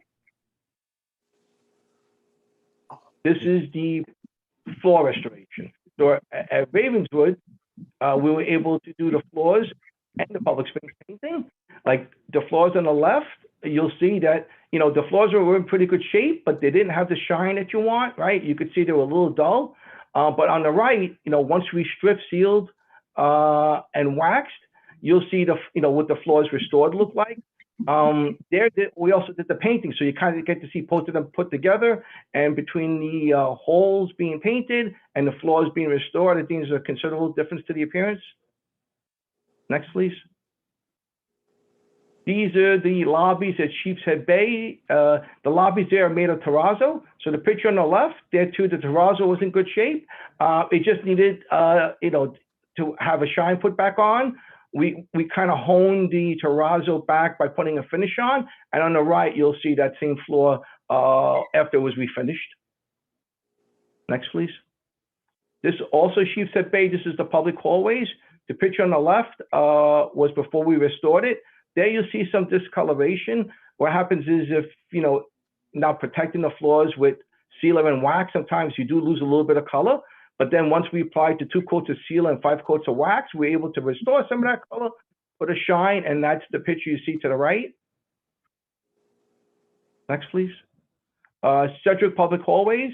The left is the prior. Again, floors were in pretty good shape, just needed a shine. If you look to the right, we were able to restore the floors, put a shine on, helps us maintain the appearance, and really helps the caretaker then easier time to keep the building. once you get a floor restored like this, you got to make sure that anything that spilled gets mopped up right away. Anything that sticks gets scraped up, but you're able to cold mop and keep a shine on a little easier as opposed to the dull, because the dirt does not penetrate into the actual tiles. It stays on the layers of the wax, and that's the idea. So it doesn't penetrate, it makes it easier to maintain. This is the lobbies at Sedgwick. They were in good shape. They just needed to shine. You'll see that once we put a shine on, the black really kind of stands out. Next picture, please. And so we just started Morris. That's one of the developments we're at now. Picture on the left is the before. And if you could see the picture on the right, you know, that's the after we strip sealed and waxed. Morris is on the way. Hopefully be done in a couple of weeks. The Morris lobbies have a little different layout. It's not terrazzo or tile, it's actually quarry tile. So this is, we were able to clean the grout joints, and then we did seal them. You know, you'll see both pictures. It's a full lobby with a quarter ceiling to help protect and maintain the appearance. I think that's the last picture. Yeah. So I'll be more than happy to take any questions. Cal, this is Paula Gavin. I just wanted to say those pictures are great, and to repeat the question I had in our briefing, which you answered, which is the reason for the doubling is that you're accelerating the pace of this great work. Yes, yes. We're doing a whole number of developments this year. We actually started at Morris already, which is that last picture. We, you know, funding permitted, we're going to try and do as many as we can. What we try and do where possible is do the painting and the restoration of floors together, one after the other. It really makes for the biggest difference, as you can see, like when we looked at Ravenswood. So I mean, to the best of our ability, we're going to continue with this, and you know, we residents have a lot of positive input when we're done, and it actually helps the staff too to maintain them. Great, thank you. Good work. Paula, the information was actually added to the item, so it's in the reso and the briefing now. Okay. Thank you very much. Question. Good morning. Question. Good morning. Hello? Yeah, that does look very nice. But going forward, wouldn't we need two things to make it keep looking like this? First, the cooperation on the part of the residents, and would there be a extra cost associated with the materials needed to keep things like that is, especially in the staircases? I believe that entails a lot of different materials and stuff, if I'm not mistaken. But it looks great. I'm just going forward. Wouldn't we need like like a partnership with, some signs or something, or meeting residents to, let them know we need their assistance in keeping the property, their assistance, as well as whatever's cost associated with the materials needed to keep the stairs and always looking like this. Resident cooperation is paramount to everything that we do. Discussing it with them at meetings, having lobby meetings, even signs, I think is a good idea.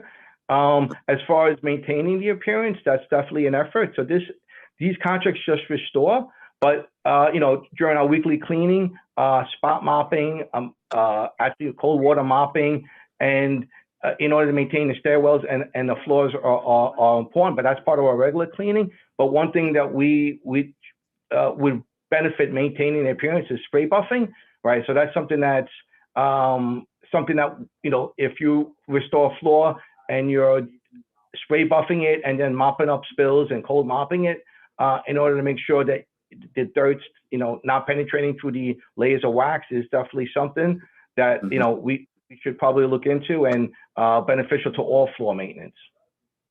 Yeah, it looks fantastic, like Ms. Gavin said. But like the resident cooperation, where young people don't ride things in the hallway that messes up the materials and damages. Just some signs or whatever's helpful to be on both sides to keep it looking like this. But it does look great. Thank you. You're welcome. I love the pictures. This is Vice Chair Gonzalez. I love the pictures and I like the look of it.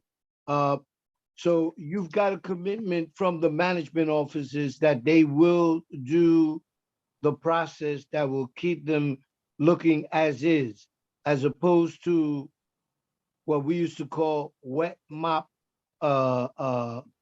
shining, which is much different than actually buffing it and getting the crud out of the corners and the sides of the bottom of the wall. So you're saying that the management offices are committed to have their people do it the proper way so that it maintains the same look. Let I me mean, jump in. Let me jump in and say that commitment is not there yet because it was part of the rollout of the transformations plans implementation planning process. We are developing those standards so that our caretakers understand the expectations and, more importantly, are trained properly to maintain the floor. So when Kyle's team has went in and did the work, the material used and the corresponding cleaning equipment can be made sure that it's at the site, and the team members, the caretakers responsible for keeping the product in the hallways looking good are actually trained on that. So to answer your question, honestly, no, that commitment is not there right now, but it is part of our implementation planning process to get the team members at the sites up to snuff so they can maintain the work that Cal Teams goes in and does. And to get back to board member Adams' question about resident engagement, that is a part of our strategy to work with the CCOP and their local DCOPs and the tenant associations to bring them into the fold, because at their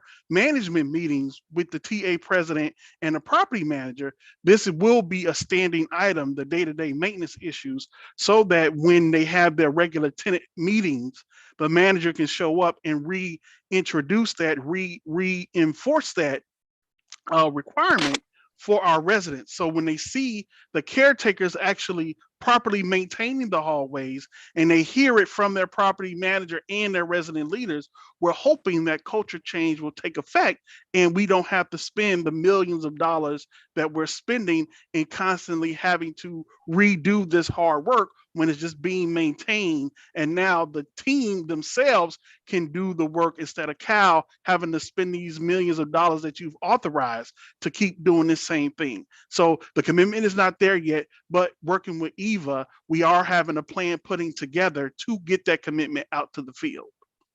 Okay, and Mr. I'd just like to add one last thing. I guess we're also going to have to include the supply personnel to ensure that they have the right amount of mop heads and materials that will be needed in order to maintain this new and improved floors, lobbies, halls, and stairwell, etc. I have a meeting with Sergio on my calendar for later today so that we Okay. can so we both All can right. get on the same page to get our teams connected the way they should be connected. Okay. Thank you. Okay, Mr. Rod, in some of the well, at least the RAD building I visited, they have cameras and stuff, and they have in their guidelines about damaging property and things of that nature, and what the consequences would be if they see people doing that. So I'm not sure if that would be something implemented in these facilities, but culturally, as you stated, behavior patterns and things of that nature, and would cause this good work to have to be repeated and costly. But like I said in RAD, it was explained that what their measures were preventative in maintaining, letting people know we're looking out and we want your cooperation as well. But thank you.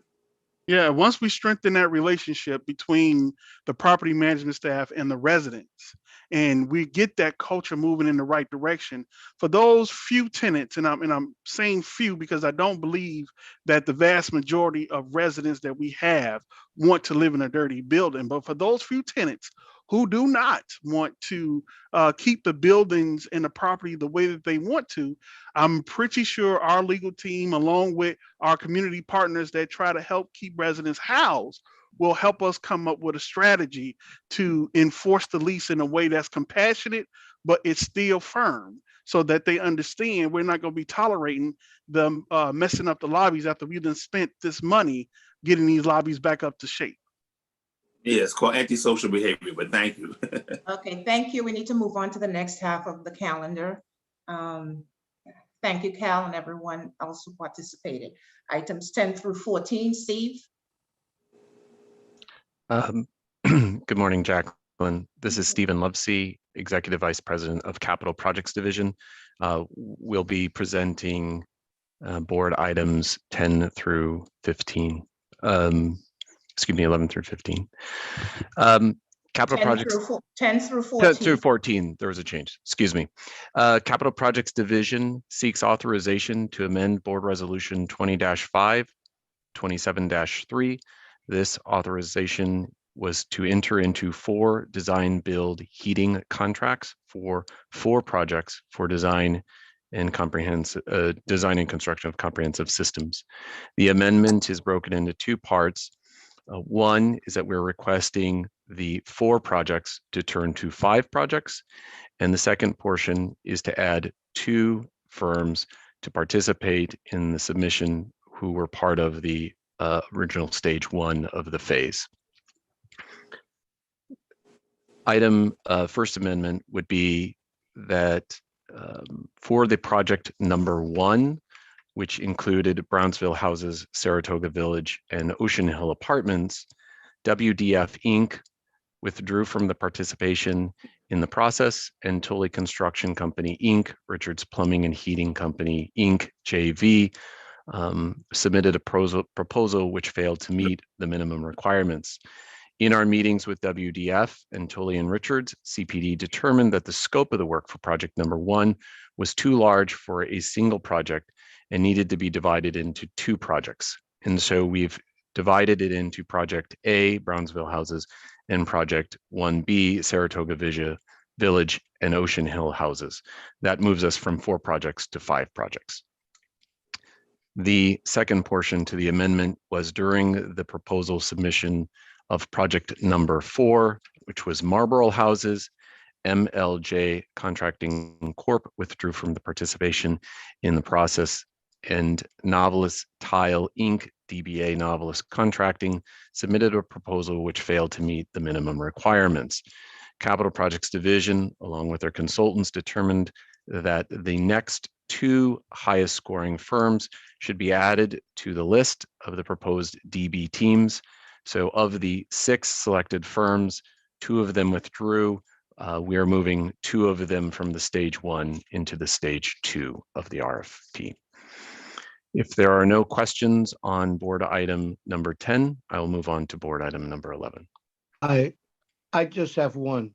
I don't know if this is the time to ask it. If not, just let me know and I'll just send an email after the meeting in order to save time. I know that at various developments, we have at least 3 different types of heating issues. Not issues, but mechanisms. I know that you have the hydrosonic, you have the gravity, and you have the top pipe type where it's the steam gravity.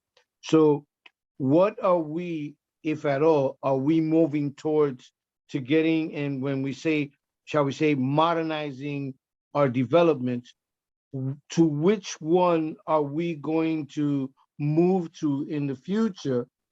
And because I know the other ones are not going to be able to change, but as far as the majority, which type of system are we moving towards to having for the heating issue? Victor, thank you very much for asking me that question.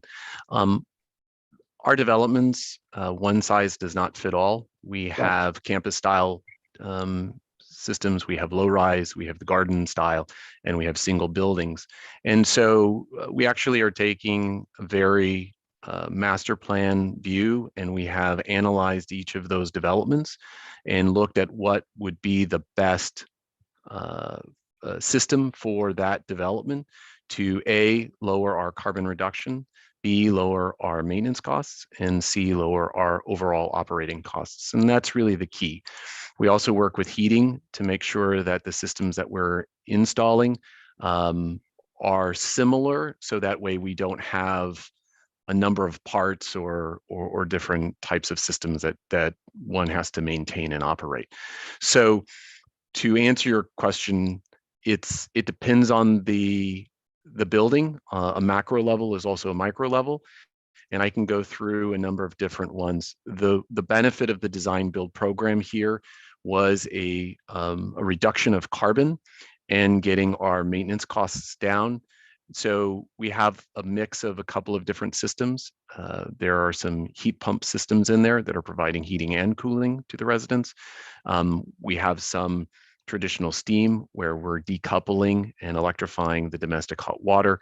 And so I can, if you'd like, what we can do is we can go over all of the different systems that the housing authority has. Yes, offline. Yes, absolutely. Thank you. Thank you for asking the question. If there are no further questions, Jacqueline, I'll move on to board item number 11. Yes. Capital Projects Division seeks authorization to award this contract to the lowest responsive and responsible bidder, who is JCC Construction Corp.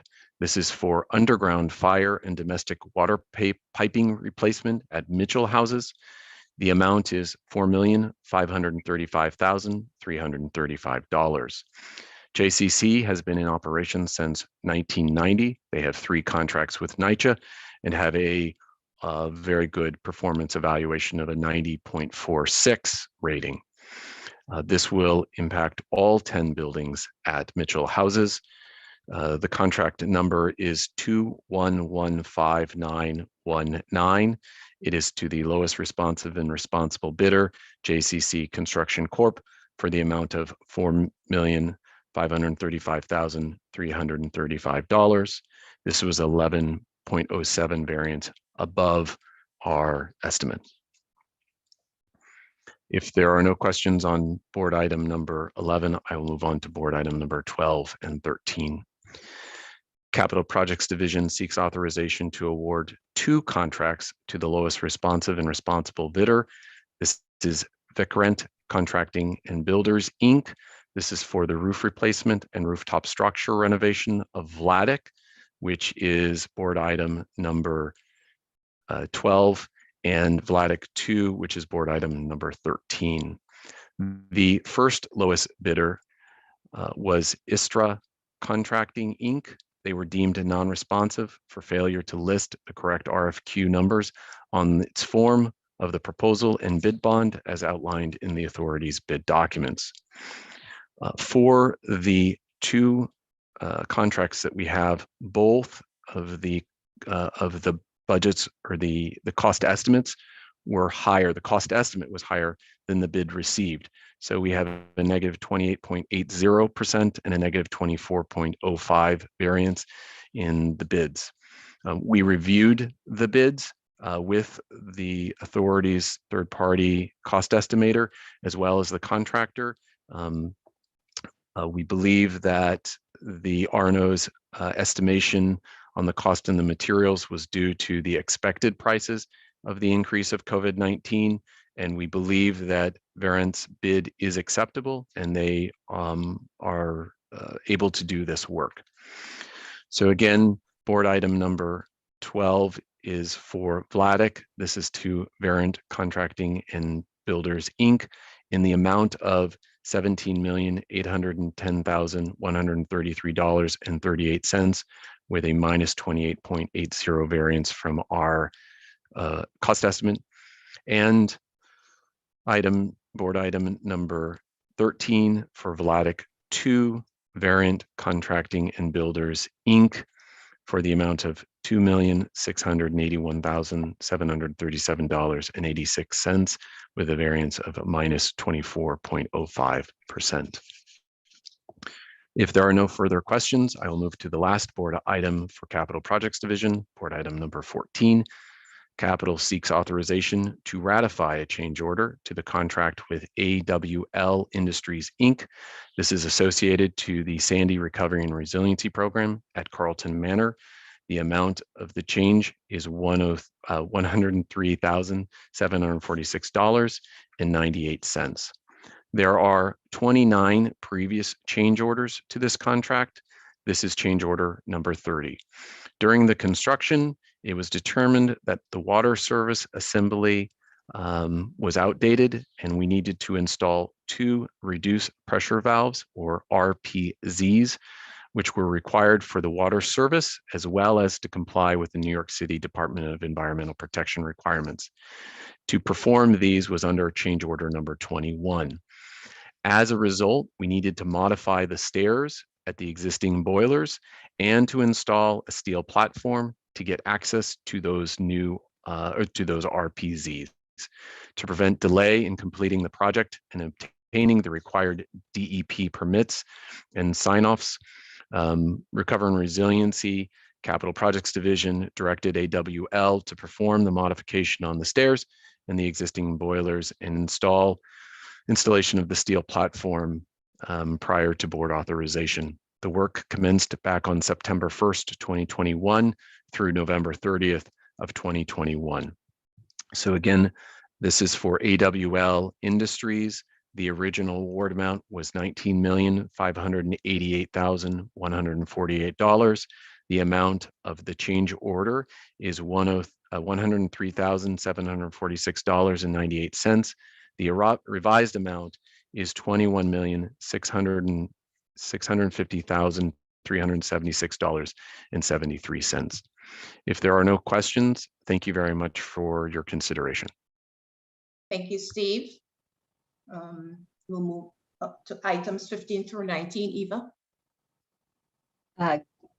Good morning again, everyone. I'm here to present items 15 through 19. Item 15 requests authorization to amend and restate the authority's Audit and Finance Committee charter. The Audit and Finance Committee charter was previously adopted pursuant to Board Resolution 21-4/28-2. This amended charter will take effect as of January 26, 2021. The key modifications in that charter. Eva, let me interrupt you. That was the last charter, was effective January 26, 2021. Sorry about that.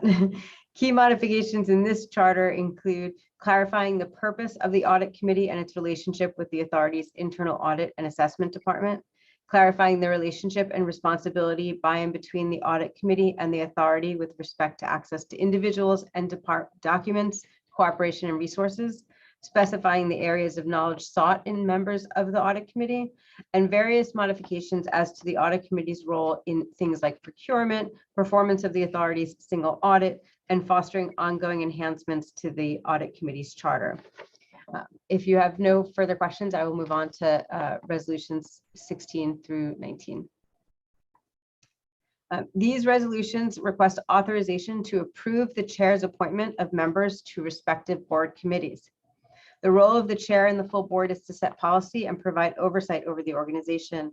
In order to facilitate that function, at the April 28th, 2021 board meeting, NYCHA's bylaws were amended and aforementioned committees were established and respective committee charters were adopted. These board resolutions seek authorization to approve the chair's appointment of new members of respective committees effective January 1st, 2022 through December 31st, 2022 as follows. Audit and Finance Committee, Victor A. Gonzalez and Emma Wolf. Resident and Community Affairs Committee, Joseph Adams, Magali D. Austin, Paula Gavin, and Victor A. Gonzalez. Operations, Compliance, and Capital Committee, Joseph Adams, Magali D. Austin, and Paula Gavin. And Governance Committee, Victor A. Gonzalez and Emma Wolf. Further, after the board approves these chair's appointments of members to the respective committees, the NYCHA chair will designate the chairs of the respective committees pursuant to committee charters. Thank you, and I'm happy to answer any questions. Thank you, Eva. Eva, it's Greg. Thanks for presenting. And I just wanted to tell all the members assigned to committees that we will come back around and figure out who's going to run the darn one. So Vilma and I have been talking about it, and we got you on the committee. Then we'll figure out the chair appointments. Greg? Yes, sir. Yep. I think Mr. Trimble answered the question. Like when we're on these committees, and I was using a very simple example, and we make a recommendation for new doorknobs. And how does that go, like really quickly? Like go to someone, depending on the money to get doorknobs or whatever it is we recommend or we come up with. Is that how it goes, or and is there a long time frame? And Well, I think if the committees there's two kinds of recommendations I can see, Joe. One is Okay. recommending some action that the board has to take and that the committee is endorsing that action or recommending the board move in a certain way. That's one thing that could come out of the committees. Things like you're describing where we may be saying, I don't know, that we have a material selection committee and they think we should use doorknobs. I think that goes to the operating departments. So Okay. that, you know, that if the committee has a strong view or you know, positions itself on a certain item that's not related to policy or the, you know, direction of the agency as a whole, then I think we're feeding that back into the operating unit for response. So either side of that, there would be a path. You know, the first one being the committee recommendation would be potentially adopted by the full board, and the second one being that committee recommendations on these other items would go into the operating department for follow-up and change. Thank you. Sure. Okay, thank you, Eva. Thank you, Chair. Chair, 19 items were presented for board approval. Madam Secretary, Yes. I'm stating my vote on item 2. Item number 2. Thank you. That's duly noted for the record. So Chair, 19 items were presented for board approval. May I have a motion to approve the 19 items with a notation on the record that Board Member Adams abstained from item number 2? Victor Gonzalez. Thank you. Seconded by? Paula Gavin. Thank you. All in favor? Aye. You, none opposed. And Chair, being that all matters before the board today have been addressed, may I have a motion to adjourn this meeting? Board member? Magali Austin. Thank you. Seconded by? Victor Gonzalez. Thank you. All in favor? Aye. Aye. Thank you. None opposed. The recorded end time for the meeting is 12:06. Thank you all. The next NYCHA board meeting is scheduled for Wednesday, February 23rd at 10 a.m. Everyone continue to stay safe. Have a great day. Thank you. Thank you. Thanks, Goodbye, everybody. Thanks everybody. very much. Welcome aboard to all the new board members and looking forward to working with all of you.